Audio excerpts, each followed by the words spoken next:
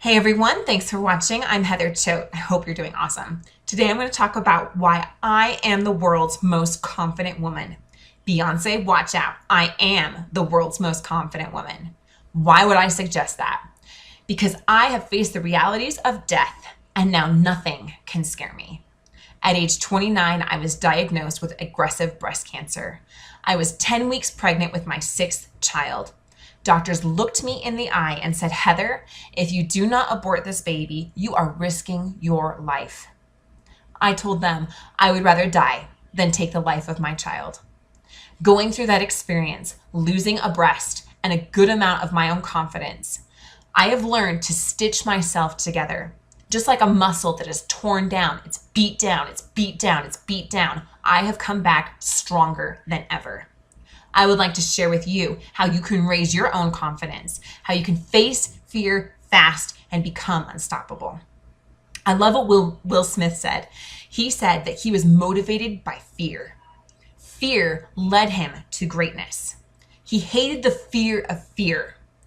Now, I think we look at some of these celebrities, these ultra athletes, ultra performers, ultra entrepreneurs, and these incredible people that we look up to, and we think it was so easy for them, that they just had greatness within them and it all just came together without a problem. And I would challenge you that if you look at the real story behind these people, you'll see something very different. They had to overcome many of the same struggles, hardships, and mental blocks that we do. They just chose to never give up. It was their persistence through their fears that led them to greatness. Now, I believe that there are two types of fear: the fear of failure and the fear of pain. These two types of fear stop more people in their tracks before they even get started. And I would challenge you that when you feel fear, that's a good thing. When I feel fear, I feel like Will Smith, that I know I'm in the right place because I'm about to grow. I'm about to change. My life is about to improve. So let fear be your motivator and your guide, not your debilitator.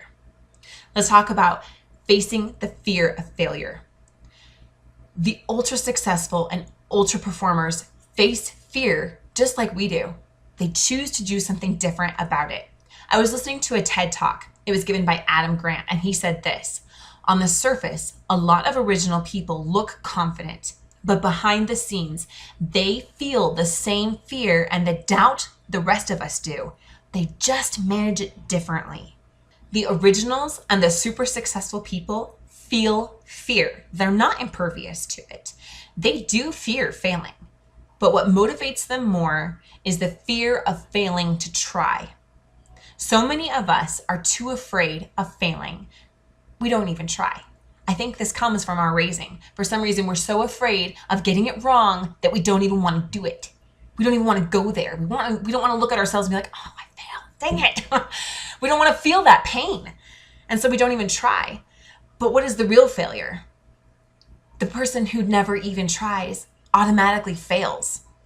But the person who tries and persists and tries and persists and fails forward and never accepts temporary failure as permanent defeat, that is the person who becomes successful. That is the person that realizes their full potential.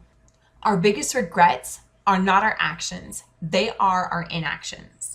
We've given our power to our fears. Our power lies on the other side of our fears. We're too afraid to step into the darkness, so we don't even try. But if we would take that step, we would get our power back. We would realize that there is light there. There is hope there. It's not as bad as we thought it would be.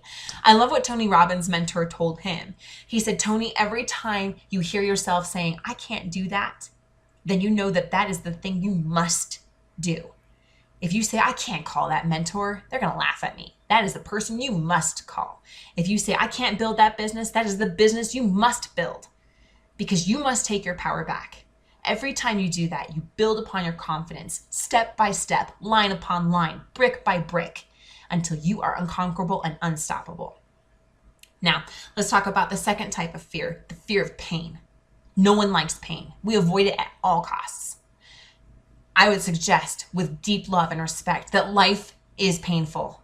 It just is. I'm sorry, there's no other way around it.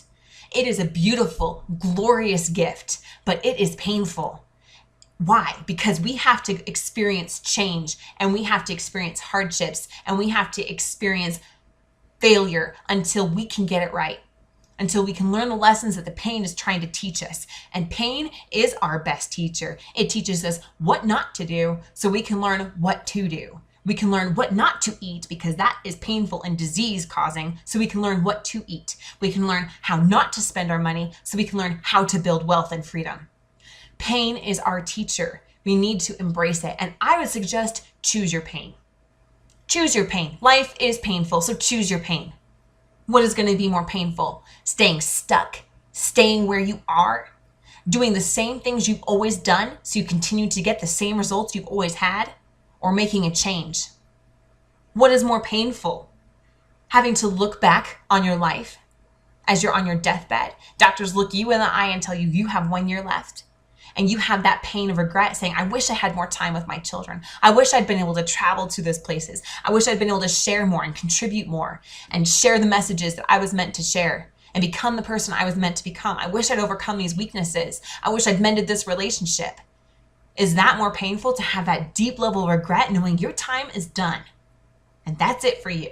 Is that more painful? Or is it choosing to have some pain now? Putting yourself in an uncomfortable place so that you can make those changes. You can have that freedom with your family. You can contribute as you want.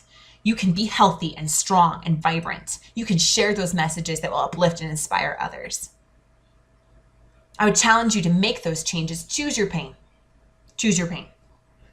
My third tip for us today is to face fear fast. This is something I've learned from studying many of the world's most successful people. What do? They face fear fast. When they feel that fear, and they do, they act quickly on it. They don't let it hang over them for years and months and weeks and whatever. Think about what you're afraid of right now. Go ahead, think about it. What are you afraid of?